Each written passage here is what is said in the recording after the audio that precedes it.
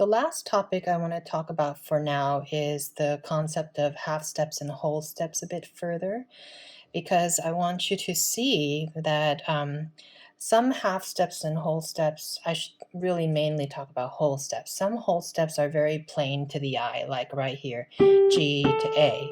That's a whole step because a half step here and a half step there, two half steps make a whole step. Okay, so the music system is based on half steps. That's a half step, right? This is a half step, half step, half step, half step. But when you have two in a row, that makes a whole step. So this one's really obvious, right? There to there, that's a whole step, G to A. If we have D to C, D to E, that's a whole step, dum bum bum, right?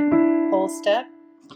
Another one that might be a little bit trickier but still plain to the eye is like this, C sharp going to D sharp. There's one key in between. Again, that's a whole step. Okay, let's take another one. Maybe we'll call this A flat to G flat, right? There's one note in between, G natural. That's a whole step. Okay, but another one that you want to recognize, because we've done white key to white key, we've done black key to black key, but there's also black key to white key.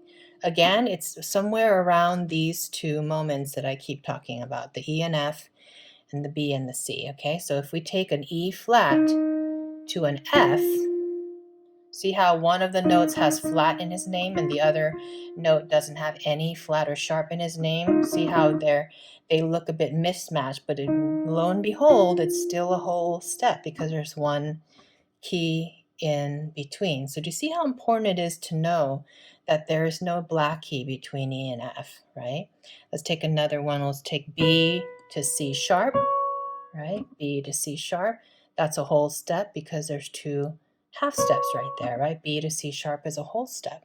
That's why on the violin, for example, first finger B, second finger C sharp. Right? That's why we have a gap between our first finger and second finger to make a whole step right there. So I hope that makes sense. So everything keeps coming back to these two white keys next to each other. So I think if you understand part 1, 2, and 3 of these videos, it's going to really go a long way.